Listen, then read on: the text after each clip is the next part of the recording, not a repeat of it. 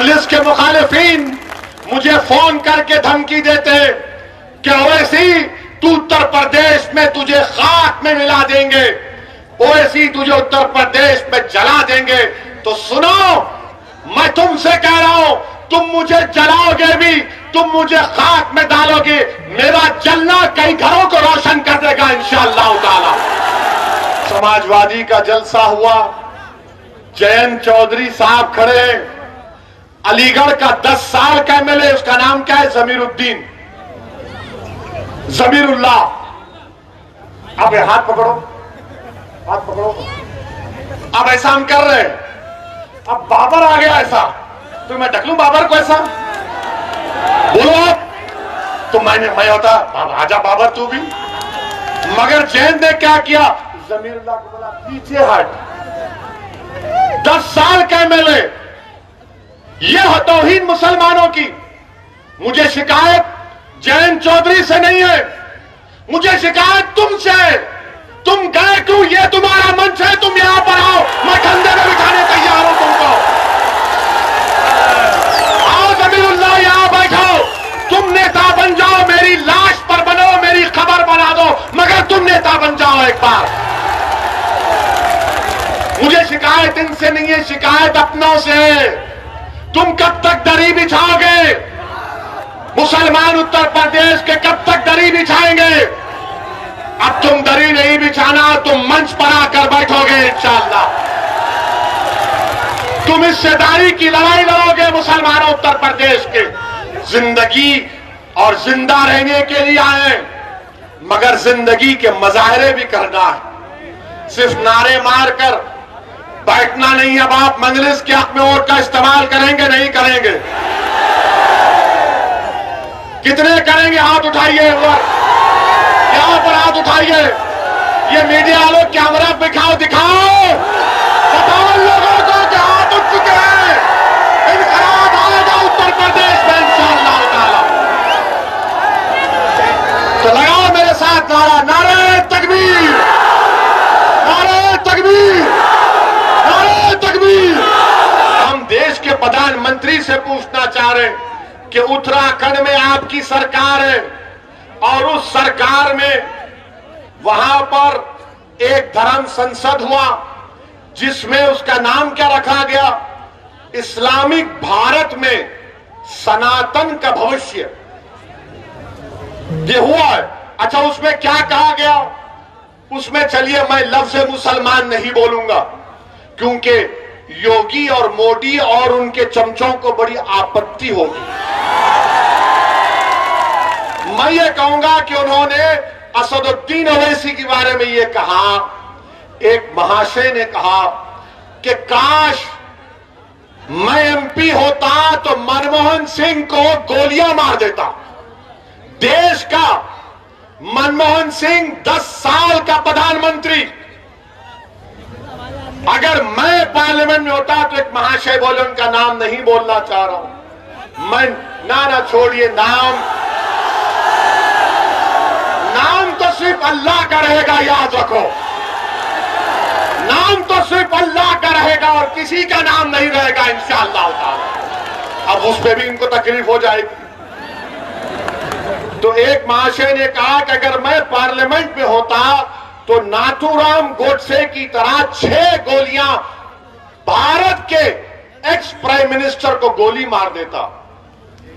अब आप सोचिए थोड़ी देर के लिए, जो मोदी के भक्त हैं उनसे भी कह रहा हूं, अगर कोई फेसबुक पर योगी और मोदी के बारे में कुछ अनाप शनाप लिख दे तो 4 घंटे के अंदर हजरत पुलिस उसके घर को पहुंच जाती, चल हमारे साथ। खाली फेसबुक पर देश के एक प्रधानमंत्री के ओहदे पर रहने वाले मनमोहन सिंह से कहा जा रहा है कि अगर हम होते तो तुझे 6 गोलियां मार देते। आपको मालूम, लंबा अरसा हो चुका ये होकर, 4-5 दिन हो चुके, एक भी गिरफ्तारी नहीं हुई, एक भी गिरफ्तारी नहीं हुई है। अरे मनमोहन सिंह की तो इज्जत नहीं करते तो देश के प्रधानमंत्री के ओहदे की तो इज्जत करो। आज मोदी प्रधानमंत्री है, कल कोई और होगा इंशाअल्लाह। मगर उस ओहदे की तो अजमत, उसका इकबाल रहना चाहिए ना। कोई कैसे खड़े होकर कह सकता है, कोई कैसे खड़े होकर कह सकता है कि मैं पार्लियामेंट में होता तो 6-6 गोलियां मार देता। मगर कोई एक्शन उत्तराखंड की बीजेपी की सरकार ने नहीं लिया। एक और महाशय थे, उन्होंने क्या कहा, उत्तराखंड के ईसाइयों को कहा क्रिसमस नहीं मनाना, क्रिसमस मनाओगे तो फिर तुम्हारी खैर नहीं है। अच्छा, एक और महाशय ने कह दिया कि मैं भगवा संविधान दे रहा हूं। अब हम पूछना चाहते हैं मोदी जी से, क्या आप ये भगवा संविधान को लेकर आएंगे या अंबेडकर के बना हुए संविधान को बरकरार रखेंगे? संविधान की धज्जियां उड़ाई जा रही है। बीजेपी, नरेंद्र मोदी सन्नाटे में है। और फिर एक और मैडम ने कहा, वन मैडम हैज सेड, क्या कहा मैडम ने, मुझे 100 सिपाही चाहिए जो 20 लाख ओवैसी की तरह लोगों को मार दे। भाषण में कहा, कमरे में नहीं, भाषण में कहा। और कहा कि भारत का संविधान गलत है और भारत के लोगों को नाथूराम गोडसे की पूजा करनी चाहिए। क्या करनी चाहिए? पूजा करनी चाहिए। वो गांधी का कातिल हरामी गोडसे की पूजा करेंगे। इस आजाद हिंदुस्तान का अगर सबसे पहला टेररिस्ट कोई था, नाथूराम गोडसे था।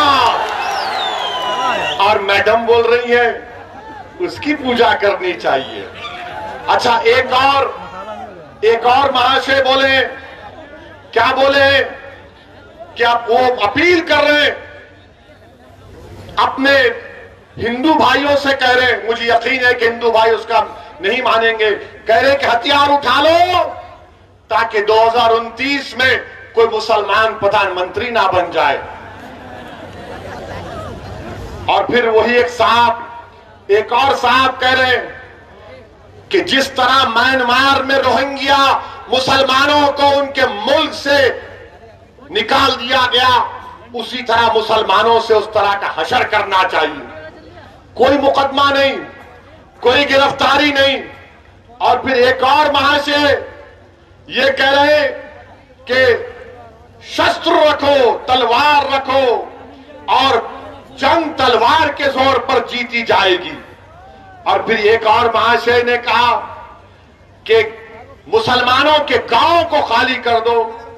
और एक और महाशय ने कहा कि जब तुम हमारी इस धर्म संसद से जाओगे तो ये इरादा करके जाओ कि किसी को नहीं छोड़ा जाएगा, रोहिंग्या मुसलमानों की तरह भारत के मुसलमानों का हशर कर दिया जाएगा। मैं नरेंद्र मोदी से एक सवाल कर रहा हूं, आपने गुजरात में आज कहा कि देश की यूनिटी को, अखंडता को बरकरार रखना चाहिए।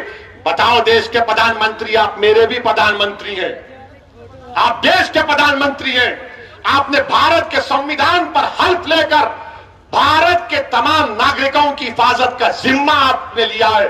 बताओ, क्या आप इनकी बातों से मुत्तफिक है? अगर नहीं है तो फिर ये खुले क्यों घूम रहे हैं? और बाबा ये बताओ, ठोक दो, क्या करोगे तुम अब? ये धर्म संसद में इस तरह की बकवास कही गई,